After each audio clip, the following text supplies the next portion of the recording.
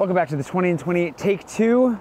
We're in the 18th arrondissement today, Montmartre, or the home of it, the tallest hill in the city, and one of my favorite arrondissements overall, globally. I love this neighborhood, and if you're coming to Paris, you're going to come here. Hopefully, not on a day that's raining like today, but we're out here to explore a little bit. We're out here to show you 5 of my favorite things, and sometimes you just gotta do that, rain or shine. We're not going in here, the Moulin Rouge, although if you're into that sort of thing, it is a lot of fun, and the champagne is very good. And without further ado, let's just skedaddle on out of here.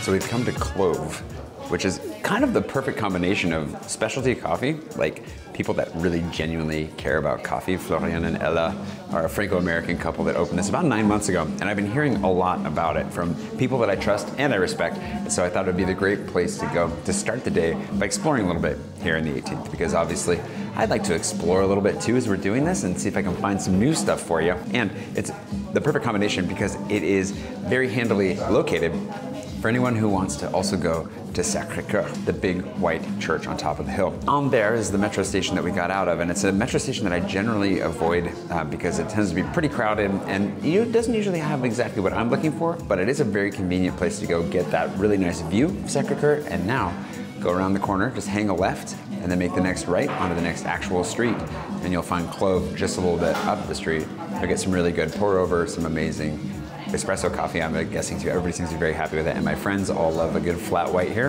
And the baked goods, also delicious. Really nice environment. Cozy today on a rainy day. We're gonna be getting quite wet out there, so heating up before we head back out. And yeah, Clove, definitely going into my Mapster immediately, soon to be in my guide as soon as possible. I would hit this up.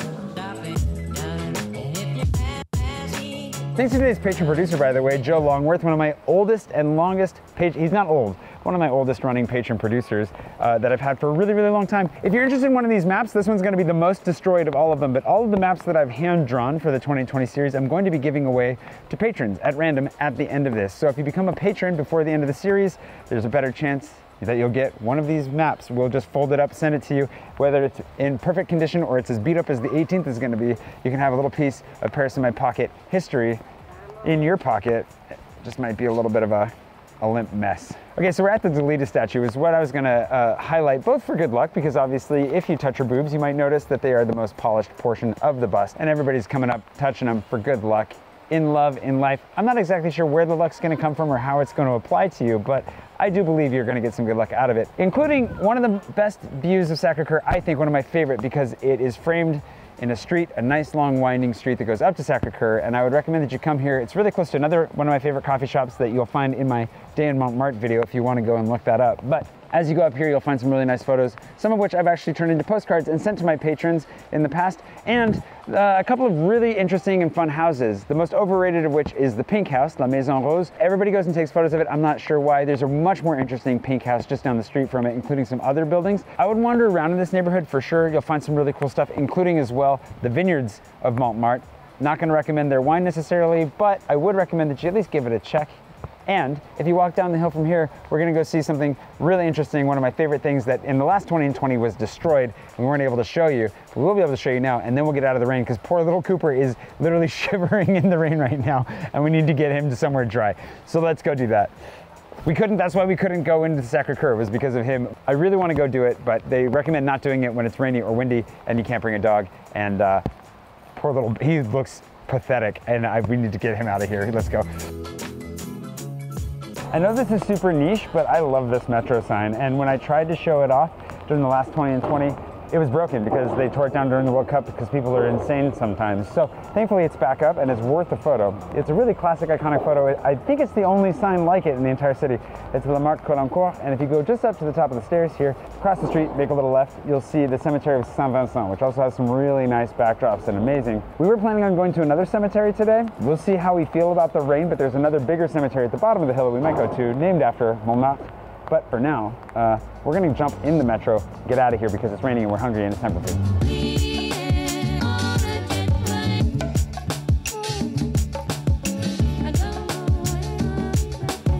I finally escaped the rain, sort of. As you may be able to tell, I brought it with me, my running rain jacket. Not up to the challenge today, But that's okay, because we're up to the challenge, and we came to one of my favorite taquerias in Paris, Acapiel. I hope that's how you pronounce it. I've never really actually known how to pronounce it properly. I should probably just ask. You might be thinking, like, why are you eating tacos in Paris? Maybe why are you eating tacos in Paris on the 18th? The answer is because it's Taco Tuesday. They have a Taco Tuesday menu where you get tacos for €1 each. It's a set menu of 4 different tacos you can choose from, but their guacamole is really good. I really enjoy their nachos. The food here is generally just very pleasant. The environment is really nice. It's warm, friendly, inviting. The margaritas are good, and the tacos. We got some barbacoa, tinga de pollo, and as well a papas con chorizo. Great combination. I'm happy with it, but the full menu has some really good big options as well. So don't be afraid to dive in entirely and, you know, recalibrate and recalorify your life after hiking up the hill. You've earned it.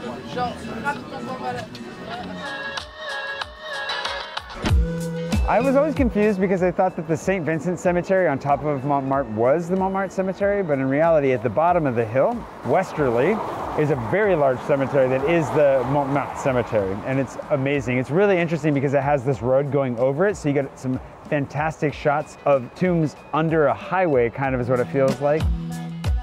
It isn't exactly the most like calm and tranquil, although if you get farther in, it does get much nicer. It's really, really lovely. If you're gonna go for a walk in a cemetery while you're here, it's not a bad one to go for. If you're looking for something a little bit off the beaten, this is very off the beaten path, and also something a little bit unique in the gift category, you might want to drop by Lord of Barbès. The hours are a little bit constrained, only from 2 o'clock till 7 in the afternoon. Make sure you ring the doorbell to find the Lord. But once you found the Lord, he's going to provide you with gin and tonic. This is an actual tonic syrup that he makes here in-house, distilling the essence of the most delicious tonic I think I may have ever had. We just tried it, it was unbelievable. And then a really delicious African-inspired gin with some really, really nice complex flavors, and you can make yourself a cocktail. I would recommend, obviously, if you're gonna try and take this home, you're gonna have to check your bag on the way in, but this is a very fun, eclectic, and off the beaten path. Not too far though, location, and of course, one of my favorite coffee shops from the Montmartre video or in my guide, just down the street. So get your gin, get your tonic, take it home, and grab a coffee on the way. Not a bad way to do it.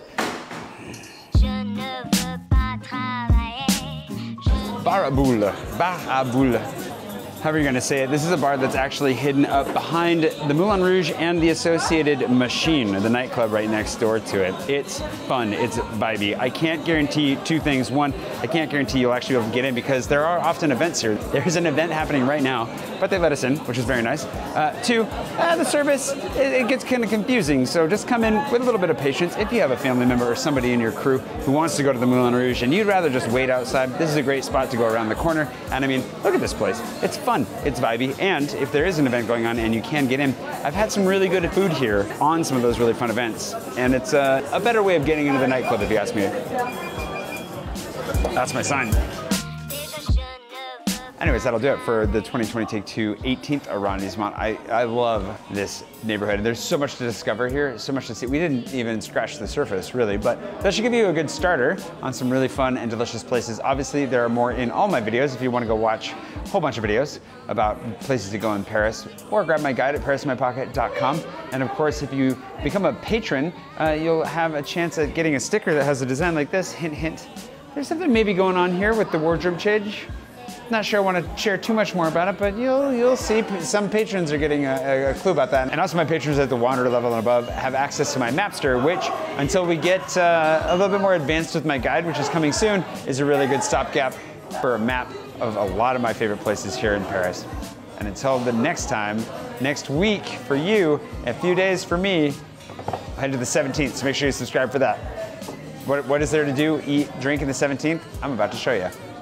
See you then. Bottoms up.